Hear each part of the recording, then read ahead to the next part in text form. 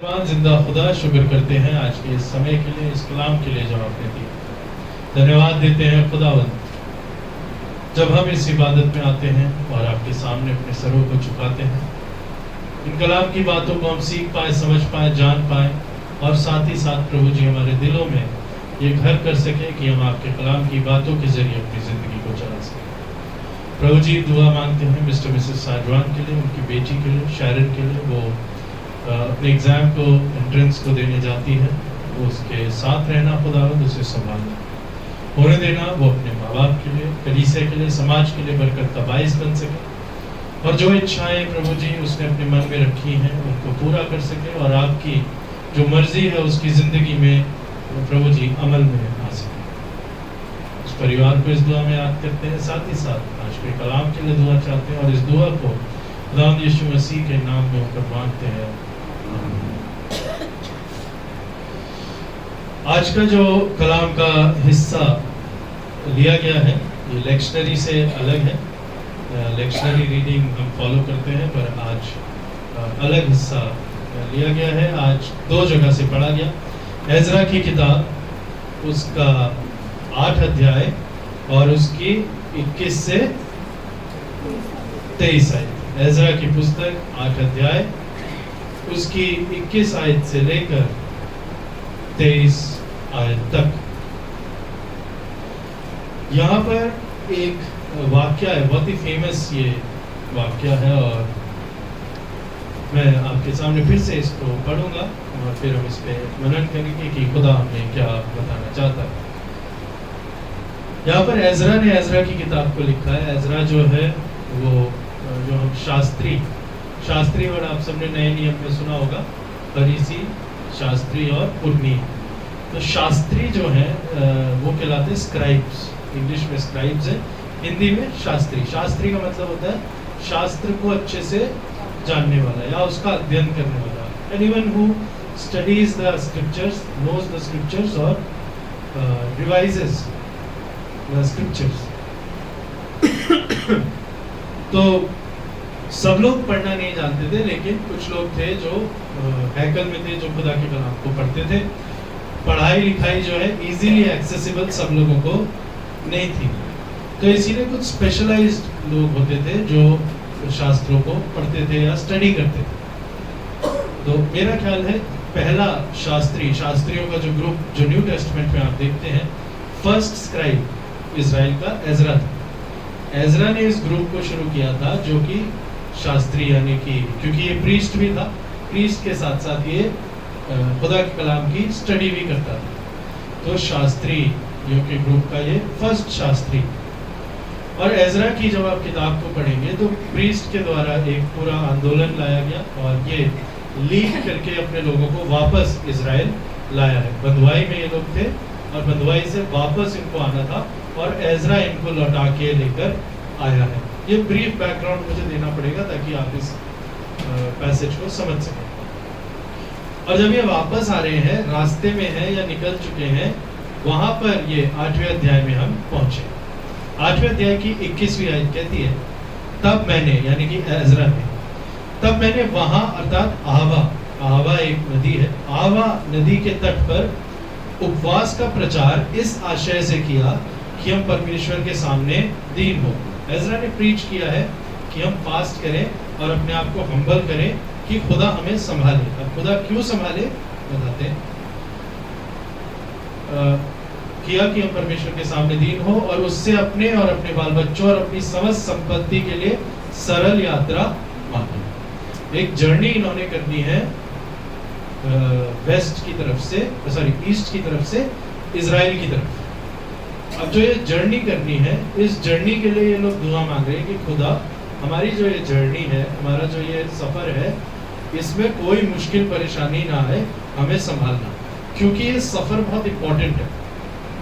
पूरा इजराइल जो है इन लोगों की जर्नी पे डिपेंड करता है। एक ग्रुप है जो इनके पहले जा चुका है, पहुंच गया, ठीक है, उनके साथ कुछ चीजें पहुंच गई हैं।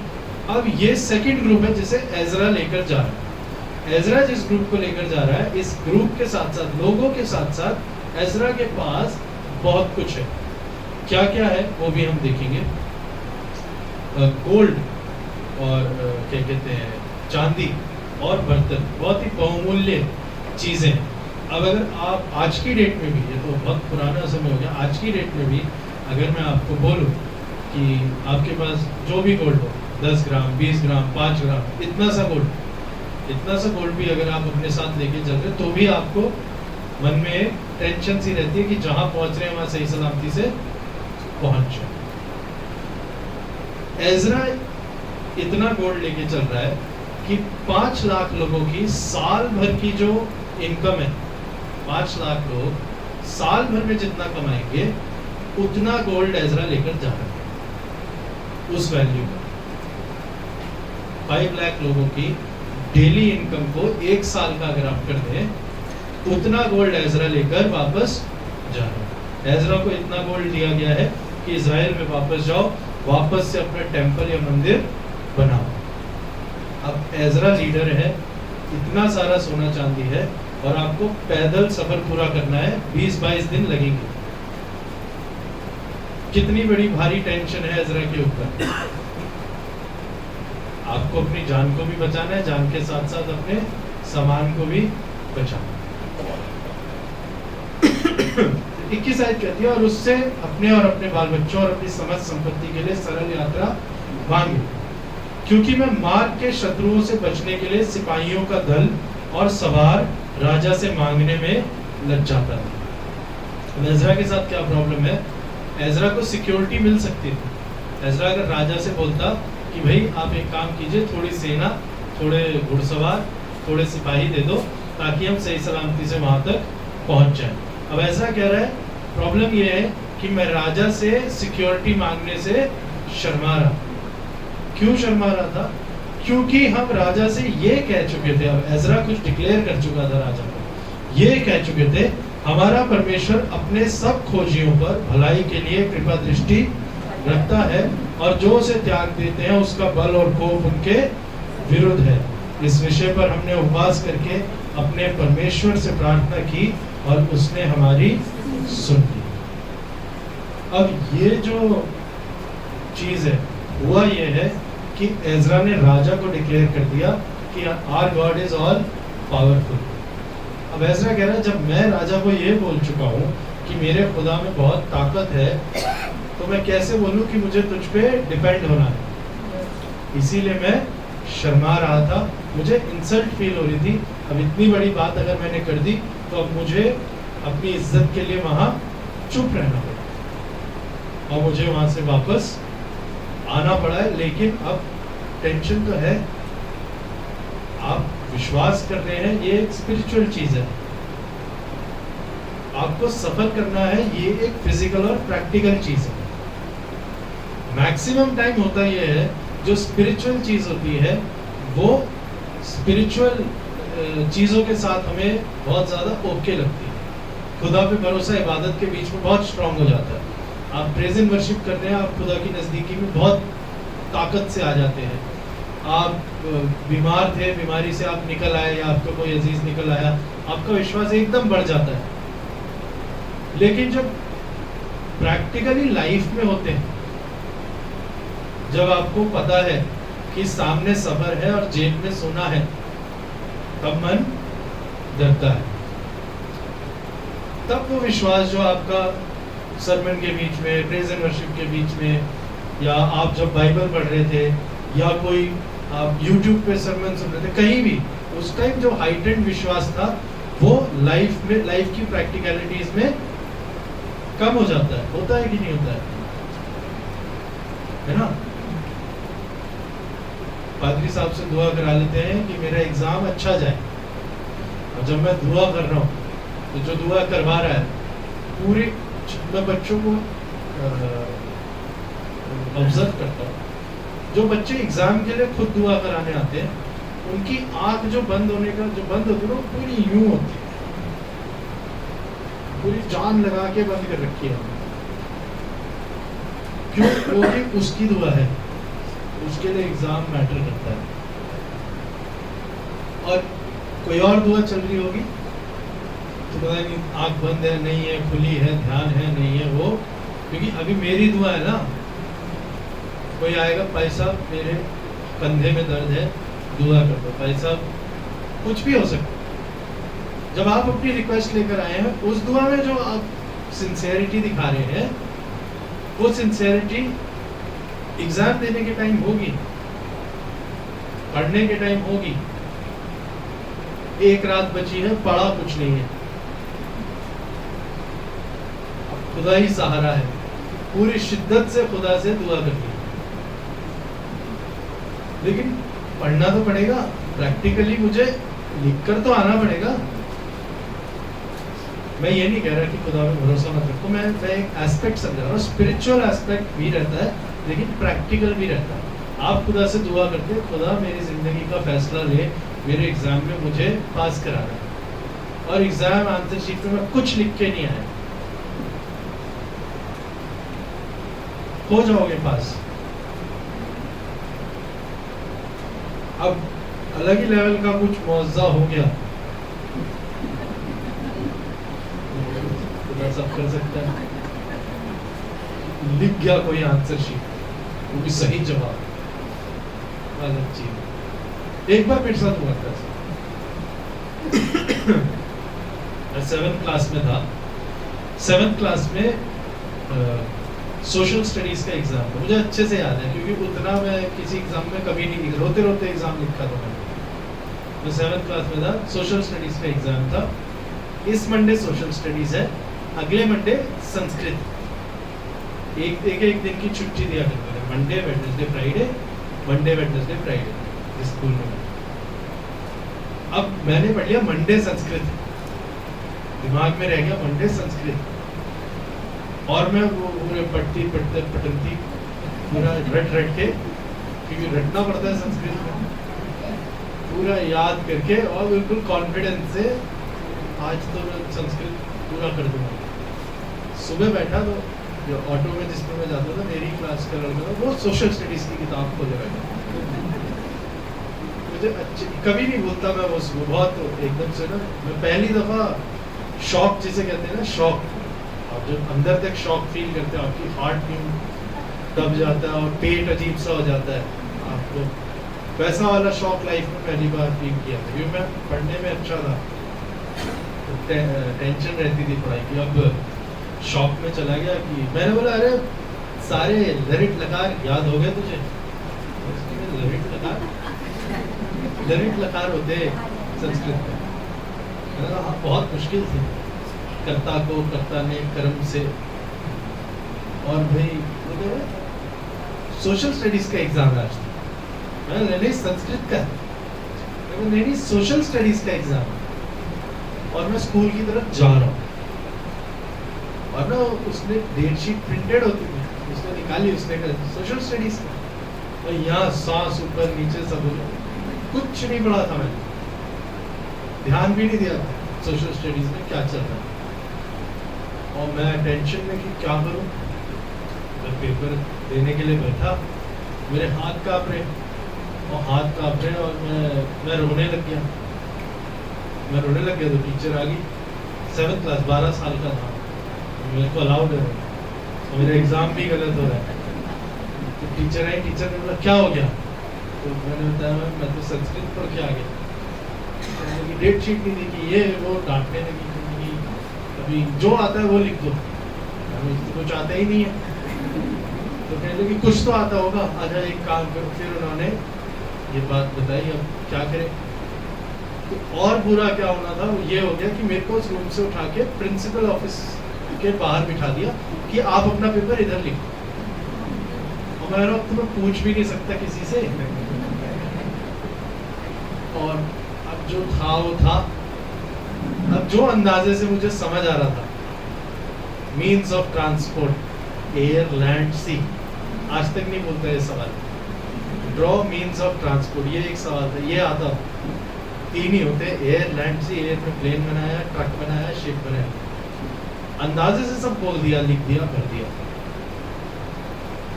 अब आप मानोगे नहीं, जब मैं रिजल्ट के दिन गया ना, मैं पूरा डरा हुआ सोशल स्टडीज के लिए, बहुत ज्यादा।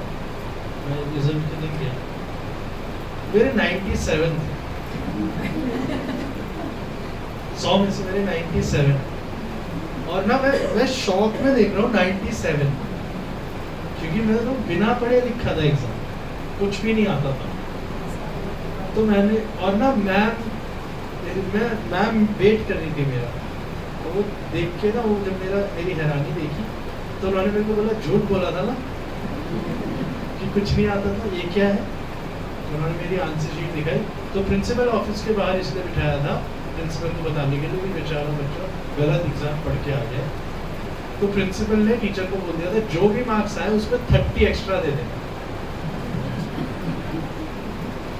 तो 77 आ गए थे, तो कहने लगी 10 तो एक्स्ट्रा जा रहे थे इसमें, 87, 97, 107, तो हमें 20 देने पड़े, तो तुम्हारे 97। अब इसे मौजा ही कह सकते हैं आप, बिना पढ़े 97। तो लेकिन पेपर पे लिखना तो आपको पड़ेगा। स्पिरिचुअल चीजें रहती हैं लाइफ में। दुआ में बहुत स्ट्रांग हूँ मैं, फास्टिंग में आ जाता हूँ मैं, गुड फ्राइडे के दिन खुदा के शौक को महसूस कर लेता हूँ मैं, ईस्टर के दिन खुश हो जाता हूँ मैं, क्रिसमस पे खुदा के पैदा होने की खुशी को महसूस करता हूँ, कैरल सिंगिंग में जाता हूँ। नए साल पे मेरे मन में एक दुआ आती है कि खुदा इस साल संभालना, इस साल मदद करना, है ना, ये साल आए। जब बर्थडे आता है तो अगर पासबान दुआ करें तो मेरे को फील होता है कि नहीं खुदा संभालना, लेकिन वो कांस्टेंट नहीं है। प्रैक्टिकल लाइफ में स्पिरिचुअलिटी ऊपर नीचे हो जाती है। तो एजरा को एक इंसान की तरह जब हम समझ के इस पैसेज को पढ़ते हैं तो हमें ये समझ आता है कि एजरा इंसान है और इतना सारा सोना लेके जाना है, दिल तो कमजोर होगा। और एजरा का दिल कमजोर हुआ तो एजरा ने क्या किया? एजरा ने लोगों को इकट्ठा किया, देखो राजा से सिपाही मांगने थे, मांग नहीं पाया हूँ, डर है, लेकिन उसको क्या बोलकर आया हूँ, डिक्लेयर करके क्या आया हूँ, खुदा है, खुदा संभालेगा। तो अब जब उसको बोल दिया है तो अब हमें भी दुआ में आना पड़ेगा, उपवास करो ताकि खुदा हमारी यात्रा को सरल कर दे, सिंपल कर दे। उसने ये नहीं बोला कि खुदा कैसे भी पहुंचा दे। उसकी दुआ के शब्दों की तरफ मैं आपका ध्यान लाना चाह रहा हूँ। उसने क्या दुआ मांगी है, क्या लिखा है यहाँ पर? हाँ, जो दुआ मांगी है एजरा ने कि खुदा हमारी यात्रा को सरल कर दे। एक सेकंड, किधर लिखी है ये? 21 आयत में ना, बाल बच्चों समझ संपत्ति के लिए सरल यात्रा, सिंपल रास्ता बना दे खुदा, क्योंकि रास्ता तो मुझे ही पार करना है। खुदा रास्ता नहीं पार करेगा आपके लिए, रास्ता आप ही को पार करना है। पर खुदा उसे सिंपल बना सकता है। खुदा ये कर सकता है कि शायद जो टफ हो सकता था आपके लिए, आप इतनी तैयारी के साथ जाओ कि आप उसमें से क्लियरली बाहर आ सकें। ठीक है, एक और स्टोरी हम पढ़ेंगे, स्टोरी तो नहीं पढ़ेंगे, मैं आप सबको एलिया की मौत के बारे में पता है, मृत्यु के बारे में? हाँ, कैसे हुई एलिया की डेथ? किसको नहीं पता है? चलो ऐसे बताओ, कोई एक भी है जिसे नहीं पता? ठीक, एक है। अब इसलिए मैं बताऊंगा। दूसरा राजा 2 अध्याय उसकी 12 से 14 आयत पढ़ लीजिए। दूसरा राजा 2 अध्याय उसकी 12 से 14। आप लोग अभी तक समझ पाए जो मैं बता रहा हूं आपको? कंफ्यूज तो नहीं कर रहा है ये? दूसरा राजा 2 Kings chapter 2 verse 12 to verse 14। और उसे एलीशा देखता और पुकारता रहा, हाँ, हाय मेरे पिता, हाय मेरे पिता, हाय इज़राइल के रथ और सवारों। हाँ, जब वह उसको फिर देख ना पड़ा, हाँ, तब उसने अपने रथ पकड़े और हाँ, फाड़ कर 2 भाग कर दिए। ठीक है। फिर उसने एलिया की चादर उठाई जो उस पर से गिरी थी, हाँ, और वह लौट गया और यरदन के तट पर खड़ा हुआ। हाँ, तब उसने एलिया की वह चादर जो उस पर से गिरी थी पकड़ कर जल पर मारी और कहा, एलिया का परमेश्वर यहोवा कहाँ है? हाँ, और उसने जल पर मारा, तब वह इधर उधर 2 भाग हो गया हाँ। और एलिशा पर एलिशा पार कर गया। एलिया की डेथ जो है बाइबल में अलग तरीके की है। एलिया को डेथ नहीं हुई, एलिया जिंदा उठा लिया गया, ऐसा बाइबल कहती है। एलिया जिंदा उठा लिया गया। एक आदमी था जो एलिया के साथ उस समय मौजूद था, वो था एलिशा। एलिशा एलिया का चेला था, ठीक है। 3 आयत हम पढ़ेंगे, मैं पढ़ूंगा आपके सामने 3 आयत। दूसरे अध्याय की 2 आयत, दूसरे अध्याय की 4 आयत, दूसरे अध्याय की 6 आयत। पढ़ दीजिए। Chapter 2 verse 4, chapter 2 verse 2, verse 4, verse 6। तीनों सेम आयते हैं पर एक एक शब्द चेंज होगा। हाँ एलिया ने एलीशा से कहा, हाँ यहोवा मुझे बेतेल तक भेजता है, हाँ इसलिए तू यहीं ठहरा रहे।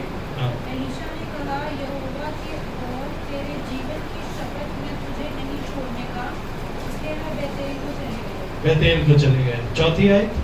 एलिया ने उससे कहा, हाँ हे एलीशा, यहोवा मुझे यरीहो को भेजता है, इसलिए तू यहीं ठहरा रहे। हाँ उसने कहा, यहोवा के और तेरे जीवन की शपथ मैं तुझे नहीं छोड़ने का, अतः वे यरीहो को उठाए। यरीहो को आया, ठीक है। छठी आयत। फिर एलिया ने उससे कहा, यहोवा मुझे यरदन में भेजता है, इसलिए तू यहीं ठहरा रह। उसने कहा, यहोवा के और तेरे जीवन की शपथ मैं तुझे नहीं छोड़ने का, अतः वे दोनों आगे चले। ठीक है। अब ये तीनों आयत सिमिलर सी लग रही है। पहले एलिया कहता है मुझे खुदा ने बोला बेतेल तक जाना है, तू यहाँ रुक जाओ। बेतेल एलीशा जो चेला है वो कहता है नहीं नहीं नहीं, मैं आपको नहीं छोड़ सकता, आप मेरे गुरु हैं। चौथी आयत में एलिया कहता है एलीशा से मुझे यरीहो यानी कि जेरिको तक जाना है, यरीहो तक जाना है, तू यहीं रुक। कहता है नहीं नहीं नहीं, मैं आपको नहीं छोड़ सकता, मैं आपके साथ चलूंगा। फिर छठी आयत में कहता है अब मुझे यरदन पार करनी है, तू यहीं रुक। एलीशा कहता है नहीं, मैं तुझे नहीं छोड़ सकता। और इन्हीं तीनों आयतों के बाद जब आप पढ़ेंगे तो जिस जिस शहर में वो जाते हैं वहां जो लोग होते हैं वो एलीशा के पास आके कहते हैं कि आज हमारे सुनने में आया है कि खुदा एलिया को उठा लेगा। तो एलीशा उन लोगों से कहता है तुम चुप रहो। एलीशा डिनायल में कि चुप करो, ऐसा कुछ नहीं होगा या होगा, वो कुछ नहीं बोलता, वो बस कहता है चुप करो, वो सुनना ही नहीं चाहता। कौन कौन सी जगह गया है? बेतेल, यरीहो, यरदन। फिर जब यरदन पार कर लेते हैं, एलिया आसमान पे उठा लिया जाता है। उठाए जाने से पहले एलिया अपने चेले से बोलता है कि तू मांग, तुझे क्या मांगना है। एलीशा कहता है जितनी भी तेरी सामर्थ थी मुझे उसकी डबल चाहिए। और एलिया कहता है कि अगर मैं ऊपर जा रहा हूँ और तू ये देख लेगा तो ये हो जाएगा। और एलिया ऊपर उठा लिया जाता है, उसकी कमर पे जो चादर होती है वो नीचे गिरती है। एलीशा पहले तो अपने सारे कपड़े फाड़ देता है, रोने लगता है क्योंकि उसका गुरु उससे ले लिया गया। प्रॉब्लम क्या है? Elisha was totally dependent on Elijah. Elisha पूरी तरीके से एलिया पे डिपेंडेंट था। एलिया ही फैसले लेता था, एलिया ही बोलता था आगे चलना है, एलिया ही बोलता था आज यहाँ रुक जाएंगे, एलिया बोलता था भाई ये करेंगे वो करेंगे। अब वो तो गया, आप जिसके ऊपर सबसे ज्यादा डिपेंडेंट थे वो आपके पास से चला गया। अब आप क्या पड़ गए? अकेले। आप क्या करेंगे? एजरा राजा से पूरी पावर ले सकता था, राजा उसके सपोर्ट में था, वो सिपाही दे देता तो ये लोग आराम से चले जाते। लेकिन अब राजा से सिपाही नहीं मांगे। क्यों? क्योंकि उसने बोल दिया था कि खुदा हमको संभालेगा। अब आप जिस पे डिपेंड कर सकते थे वो तो अब है नहीं, अब आप अकेले खड़े हैं। अब क्या करें? सफर तो तय करना है। इसलिए इंटरेस्टिंग चीज, बहुत इंटरेस्टिंग, मैंने 3 जो आयत पढ़ाई तो इसकी सीक्वेंस क्या थी? बेतेल, यरीहो, यरदन। अब एलिया रोता है, रोने के बाद उसी कपड़े को उठाता है, बोलता है क्या एलिया का परमेश्वर यहाँ पर है? क्योंकि वो गम में है, सवाल पूछता है। और चेक करने के लिए एलिया ने यरदन कैसे पार किया था? कपड़ा लिया, यरदन पे डाला, यरदन 2 भाग हो गया और ये पार कर गया। ये भी सेम चीज करता है, उस कपड़े को यरदन पे डालता है, यरदन 2 भाग हो जाती है और ये पार करता है। इसका मतलब खुदा से जो मांगा था वो इसे मिल गया, लेकिन चलना अकेले है। खुदा वहां पे आके चादर नहीं डाल रहा है, कौन डाल रहा है? एलीशा। अब एलीशा किस रास्ते पर जाता है? 13th वर्ष पढ़ दीजिए। फिर उसने एलिया की चादर उठाई हाँ जो उस पर से गिरी थी, हाँ और वह लौट गया हाँ। और गर्दन के तट पर खड़ा हुआ। हाँ, जॉर्डन पार कर लिया। ठीक है, अब पढ़िए 15th वर्ष। उसे देखकर भविष्यद्वक्ताओं के चेले जो यीशु में उसके सामने थे, हाँ। कहने लगे, एलिया में जो आदमी कहाँ पर खड़े हैं लोग? तो किधर पहुंच गया जॉर्डन से ये? यरीहो। अब 23rd वर्ष पढ़िए। वहाँ से यजेर को बस। चला। वहां से वो किस रास्ते से आया था ये एलीशा के साथ? बेतेल, यरीहो, यरदन। और वापसी की सीक्वेंस क्या है? यरदन, यरीहो, बेतेल। सफर वही करना है।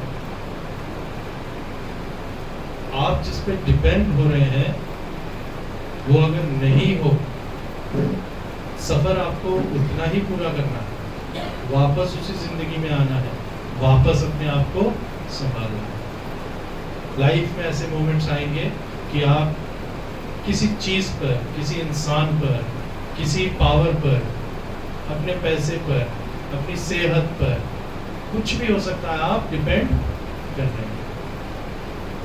आज मैं दौड़ पा रहा हूं तो मैं अपने पैरों पर, अपने लंग्स पर डिपेंड कर रहा हूं। एक दिन आए कि मेरे लंग्स वीक हो जाए तब क्या करूंगा? आज मैं और मेरी वाइफ कमा ले रहे हैं तो हम खुश हैं। एक दिन आएगा जब हम भी किसी के ऊपर डिपेंड होंगे। जिंदगी भर आप इंडिपेंडेंट नहीं रह सकते। आप कभी ना कभी, कहीं ना कहीं किसी के ऊपर डिपेंड होते हैं। और एक वक्त था कि आप डिपेंड थे, आप इंडिपेंडेंट हो गए। आप डिपेंडेंट थे कि आपके माँ बाप खाना बना रहे हैं, आप खा रहे हैं। आप डिपेंडेंट थे कि स्कूल में जो टीचर समझाएगा मैं समझूंगा और आगे बढ़ूंगा। आप डिपेंडेंट थे कि कोई दिखाएगा, बताएगा, समझाएगा तो मैं करूंगा। एक समय आता है कि आपको आपके फैसले खुद लेने पड़ते हैं। और जब आप अपने आप इंडिपेंडेंट खड़े होते हैं और आपके सामने लाइफ के फैसले आते हैं, तब वो रास्ता आसान नहीं होता। और उस समय जब हम अकेले खड़े होते हैं और हम ये बोलते हैं मसीही होने के नाते कि हमारा भरोसा खुदा के ऊपर है, लेकिन जब प्रैक्टिकल लाइफ में मैं आता हूं तब मैं कांप उठता हूं, मुझे डर लगता है। जो एज़रा की सिचुएशन है वो हम सब की सिचुएशन भी होती है। परेशानियां हम सबकी लाइफ में आती हैं, डर हम सबको लगता है। लेकिन इस परेशानी की सिचुएशन में एक ही चीज है जो एज़रा करता है, और वो क्या करता है कि खुदा अब इस सफर को तो मुझे तय करना है। एग्जाम को तो आपको लिखना है, अब इसको कैसे पार करूं ये समझ नहीं आ रहा है। पर इतना कर दे, या तो सिखा दे, समझा दे, या इसको इतना आसान बना दे कि मैं आराम से कर जाऊं। क्योंकि खुदा तुझ पर मेरा भरोसा है। तो जब आप दुआ को मांगते हैं खुदा के ऊपर भरोसा रखें, तो आप ये भी समझें कि उस दुआ में कुछ हिस्सा आपका भी है जो आपको करना है। Prayer is not only spiritual, it is also practical. Prayer तभी मीनिंगफुल है जब वो प्रैक्टिकल है। इसलिए अगर कोई आए मेरे पास और मुझे बोले कि पादरी साहब मेरे लिवर के लिए दुआ कर दीजिए, या मेरे हार्ट के लिए दुआ कर दीजिए, या मेरे लंग्स के लिए दुआ कर दीजिए, तो वो स्पिरिचुअल एस्पेक्ट है, मैं करूँगा और मैं खुदा की चंगाई पे शक नहीं कर रहा। लेकिन उसके साथ साथ एक प्रैक्टिकल एस्पेक्ट है कि आपको अपना ध्यान रखना पड़ेगा। आप मीठा खाते रहे और मुझे बोले डायबिटीज के लिए दुआ कर दीजिए, तो खुदा ने अकल दी है ना, वो रास्ता सरल कर देगा कि तुम्हें इतनी ताकत दे दे कि तुम मीठे के सामने बैठो और उसे ना खाओ। वो विल पावर खुदा दे सकता है, लेकिन आपके अंदर ही चाहत नहीं है मीठा छोड़ने की, दुआ करानी शुगर के लिए। पर जब पूरा परिवार मिलकर बोल रहा है कि मत खाओ, तो खा लेनी है। दुआ करानी है आपने हार्ट के लिए, दुआ करानी है आपने लिवर के लिए, दुआ करानी है आपने अपने तमाम कामों के लिए, लेकिन उन कामों से अगर बाज नहीं आओगे तो दुआ क्या करेगी? तो अगर खुदा पे भरोसा रखते हो तो इंडिपेंडेंटली खड़ा होना पड़ेगा, रास्ते पर आपको चलना पड़ेगा। खुदा सरल कर देगा लेकिन चलना आपको पड़ेगा। तो दुआ स्पिरिचुअल भी है और दुआ प्रैक्टिकल भी है, और हम स्पिरिचुअल सेंस में लेकर बहुत स्ट्रांगली दुआ तो कर रहे हैं, पर जब प्रैक्टिकली हमारा पार्ट आया कि मेरे को जो करना था वहां पर मैं चूक गया। एजरा राजा के आगे खाली बोल नहीं रहा है कि खुदा पे मेरे को भरोसा है, वो मुझे संभालेगा। उसने उसके सिपाहियों को भी नहीं लिया, क्योंकि एजरा भरोसा कर रहा है। डर एजरा भी रहा है, लेकिन एजरा भरोसा कर रहा है कि प्रैक्टिकली भी दुआ कबूल होगी, पर चलना तो मुझे पड़ेगा। एक बहुत बड़ा आश्वासन, मैं हर एग्जाम के पहले एक दुआ करके जाता हूँ बचपन से। कुछ भी, किसी भी पेपर में, किसी भी एग्जाम में, कुछ भी मेरी लाइफ में मुश्किल या आसान आए, कोई भी टफ डे है कि आज मुझे जाना है, करना है, तो मैं हमेशा एक ही पैसेज पढ़ता हूँ, सेम पैसेज, मत्ती 6 उसकी 25 से 34 है। बस यही पढ़ के जाता हूँ और कुछ नहीं बोलता। उसमें लिखा है, चिड़िया ना बोती है ना काटती है, फिर भी मैं उनके लिए करता हूँ। तुम इनसे क्यों कर बढ़कर ना होगे कि तुम्हारे लिए मैं ना करूँ। जंगली शोषणों को देखो, वो भी सुलेमान के सारे वैभव से ज्यादा खूबसूरत है। आग की जो घास है वो सुबह होती है और शाम को भाड़ में झोंकी जाती है। जब खुदा उनके लिए करता है तो तुम्हारे लिए क्यों ना करेगा। कपड़े और रोटी और खाने के लिए अन्य जातियां अपने आप परिश्रम करती हैं, इन चीजों के लिए तुम परिश्रम ना करो, तुम्हारा स्वर्गीय पिता जानता है ये तुम्हारे लिए कर देगा। आखिर में एक आयत है, कल की चिंता ना करो, कल की चिंता आप खुद कर लेगा, आज के लिए आज ही का दुख बहुत है। जो भी होना है आज हो जाएगा। लेकिन उसके साथ साथ उसके जस्ट पहले एक आयत है, और वो क्या आयत है? इसलिए पहले तो इसे राज और धर्म की, इसलिए पहले परमेश्वर के राज्य और धर्म की खोज करो, बाकी चीजें तुम्हें खुद ब खुद। ये सारे प्रॉमिसेस आपके लिए हैं कि खुदा सब कुछ कर देगा, लेकिन एक पार्ट है जो आपको करना है।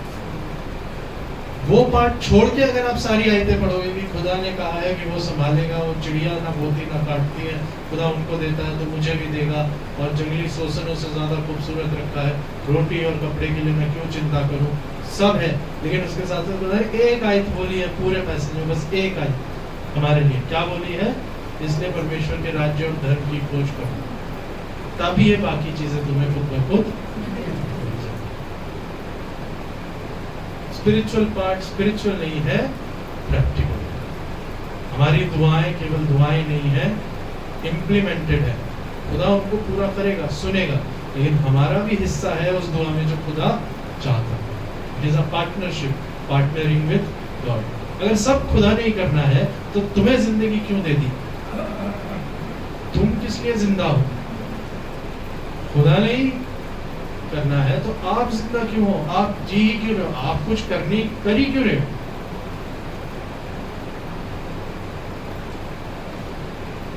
आपका भी पार्ट है, आपको जिंदगी दी है तो आपने भी अपनी जिंदगी में कुछ ना कुछ करना है जो खुदा के कलाम को आपकी जिंदगी में पूरा करेगा। आखिर में मैं एक आयत पढ़ूंगा, फिलिपियों की पुस्तक उसका 4 अध्याय उसकी 12 और 13 आयत। Philippians 4 verse 12 and 13। फिलिपियों की पुस्तक 4 अध्याय उसकी 12 और 13 आयत। यहाँ पर पौलुस लिखता है, मैं दीन होना भी जानता हूँ और बढ़ना भी जानता हूँ, हर एक बात और सब दशाओं में मैंने तृप्त होना, भूखा होना और बढ़ना घटना सीखा है। हर सिचुएशन में देखता हूँ, ठीक है, जो मुझे सामर्थ देता है उसमें मैं सब कुछ। इसमें पौलुस ने क्या लिखा है? जो मुझे सामर्थ देता है उसमें मैं सब कुछ। ये नहीं लिखा है जो मुझे सामर्थ देता है मैं उससे सारी दुआएं मांग सकता। पौलुस ने क्या लिखा है? सब कुछ मैं। या तो आप तृप्त है या भूखे हैं, या तो आपकी जरूरतें पूरी हो गई है या नहीं हुई है, या तो आप कुछ चाहते हैं या नहीं चाहते हैं, या तो आप परेशान हैं या आप खुश हैं। कोई भी सिचुएशन लाइफ की आपकी हो सकती है। जरूरत है तो आएगी, जरूरत है तो पूरी होगी, और अगर पूरी हो चुकी है तो जिंदगी में आगे फिर कभी ना कोई जरूरत आएगी। लाइफ में हमेशा हम डिमांड करते रहेंगे, खुदा से कुछ ना कुछ हमें चाहिए रहेगा। खुदा सामर्थ देगा कि आप सब कुछ पा सके, लेकिन करना किसे है? खुदा रास्ता सरल बनाएगा, खुदा आपको अगुवाई देगा, खुदा आपको बताएगा तुम्हें कैसे अपनी जिंदगी को चलाना है, लेकिन जिंदगी जीनी किसे है? God has given you life, do not control it. God has given you life to live it. Who has to live? God or you? खुदा ने तुम्हें जिंदगी दी है कंट्रोल करने के लिए, नहीं कि मैं कंट्रोल करूंगा कैसे चलना है। खुदा ने बताया है कि तुम ऐसे रहो, लेकिन रहना किसे है? तो हमारी दुआएं केवल शब्द ना हो, पर हम जाने उस दुआ में हमारा भी हिस्सा है कि हमें उस दुआ को कंप्लीट करना है। खुदा मुझे और आपको इस कलाम से हिदायत से बरकत बख्शे। आइए हम दुआ करें। कुदूस मेहरबान जिंदा खुदा, शुक्र करते हैं आज के इस कलाम के लिए जो आपने बख्शा। खुदावंद, शायद मैं भी तैयार नहीं था समझने के लिए, पर तू हमें बताता है, समझाता है कि जब तुम दुआएं करते हो तो मैं सुनता हूँ, तुम्हारे रास्ते सरल करता हूँ, अपनी अगुवाई देता हूँ, पर जो तुम्हारा हिस्सा है, जो तुम्हें त्याग करने हैं, जो तुम्हें मेरे कलाम की बातों को मानना है, जो तुम्हारे हिस्से, जो मैंने तुमसे उम्मीदें रखी हैं, जो मैं चाहता हूँ कि मेरी मर्जी तुम्हारी जिंदगी से पूरी हो, तुम उन्हें ना भूलो। हमारी दुआएं महज शब्द ना हो, पर हम जान सके कि खुदा मेरी जिंदगी में काम करता है। इस पूरी कलीसिया को जो यहाँ आई है, उसको आपके हाथों में सौंपते हैं और दुआ चाहते हैं कलाम जहाँ तक पहुँचता है, हर एक अपनी जिंदगी को संभाल सके, बचा सके, बना सके, और ये जान सके कि खुदा की अगुवाई में मुझे जिंदगी को चलाना है। खुदा मुझे सामर्थ देता है जिसमें मैं सब कुछ कर सकता हूँ। खुदा, इस दुआ को हम खुदा यीशु मसीह के नाम में होकर आपसे मांग लेते हैं। अब ये वक्त होगा